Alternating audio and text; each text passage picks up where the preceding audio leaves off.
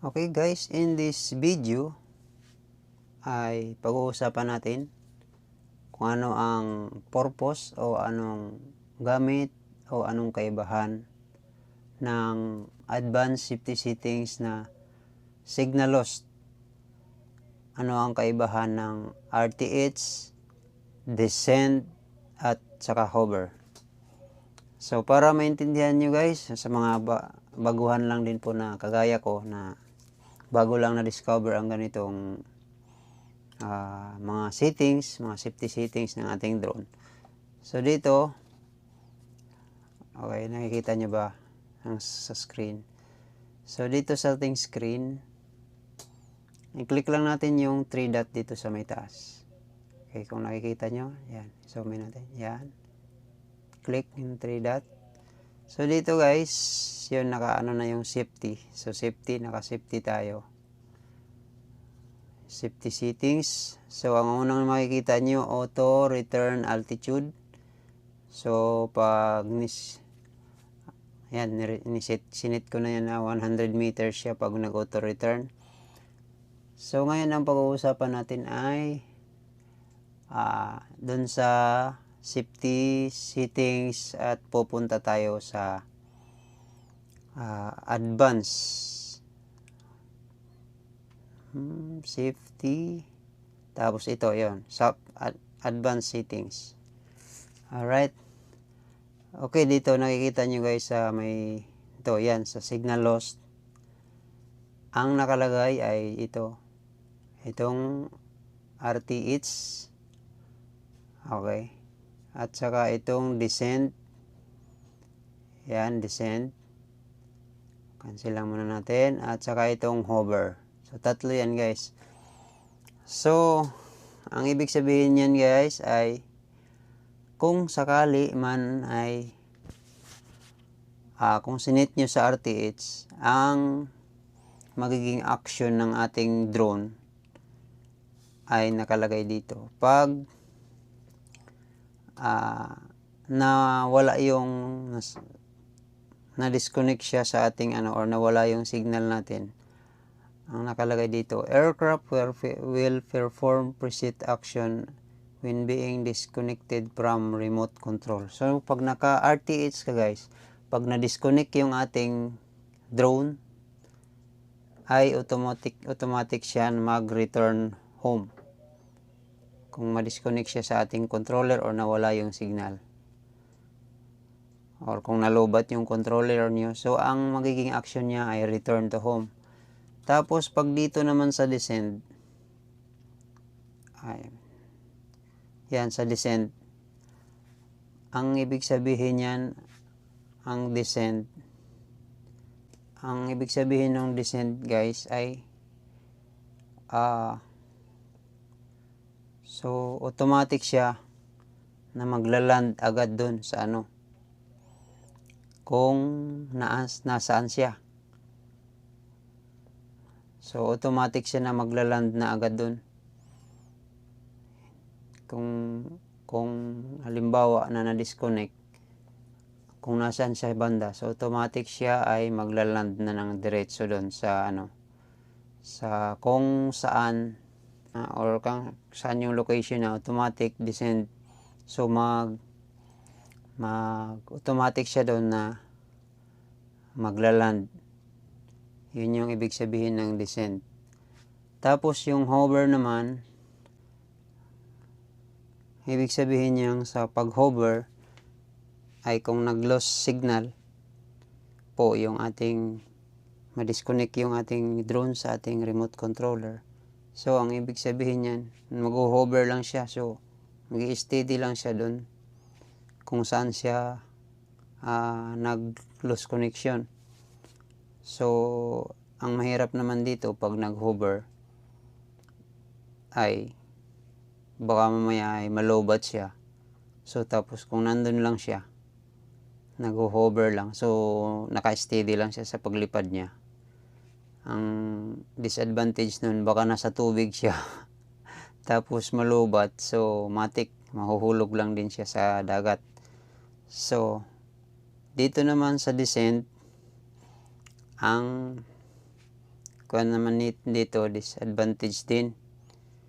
Pag descent kasi, pag disconnected yung remote natin sa ating drone, automatic kasi siya mag-descend, so mag-landing agad siya. Okay yan na ano mo pag nasa open space ka, tapos pag nasa lupa ka nagpalipad. Pero kung nasa dagat ka, so delikado din siya dahil automatic yan. So the best na ano pag nagpalipad tayo, pag nasa tubig or nasa magubat na maraming tawag dito, puno. So the best yung return to home para pag nag-disconnect yung drone natin sa ating controller, so automatic ay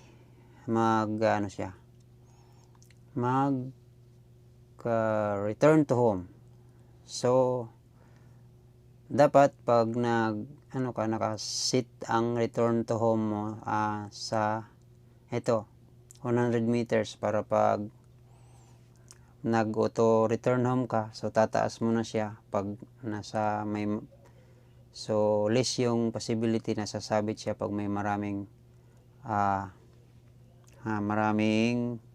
puno sa inyong pinagpaliparan or maraming building, mga towers, may maraming obstacle sa mababang parte. So mas maganda ang nakasit sa mataas. So pero ang disadvantage naman nun ay kung halimbawa kokonti na lang yung battery mo, so mas malaki yung posibilidad na hindi siya aabot dahil lilipad mo na siya pataas So i-reach niya muna yung 100 meters na altitude bago siya abanti uli, tapos pag tumapat na sa iyo saka uli siya pababa. So kung marami pa ang battery mo, okay yun. At hindi siya secure na hindi siya sasabit. Okay.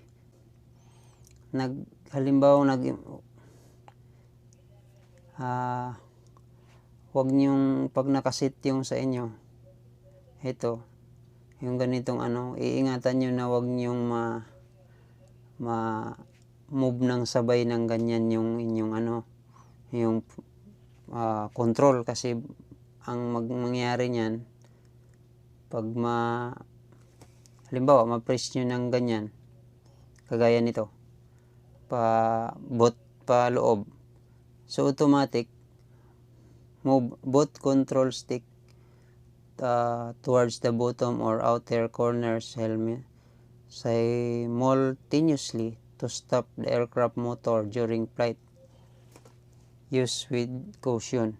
So automatic guys, mag-i-stop yung ating yung ating drone sa taas kung aksidente nyo na move yung stick nyo sa ganyang position or ganito. So mangyayari pag nasa taas, bagsak dahil babagsak yung drone nyo dahil automatic siya magsa-shut off. Kaya nga nakalagay dito, use for emergency use lang only. So kaya iingatan nyo na huwag nyong move yung control stick ng ganyang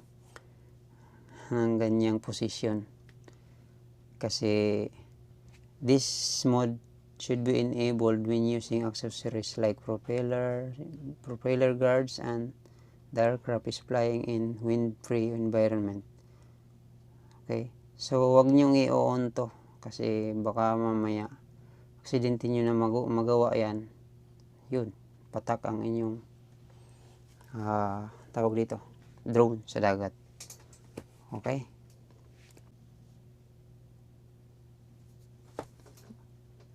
okay guys, nakuha nyo na ba yung ating paliwanag dito sa ang ibig sabihin nitong sa RTH descent at hover pag na signal lost yung ating drone.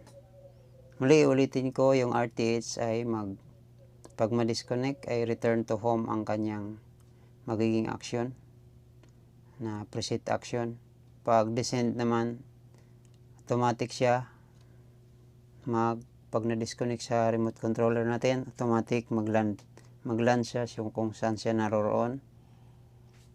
Ang hover naman ay automatic siya, mag-hover lang, steady lang siya kung saan siya.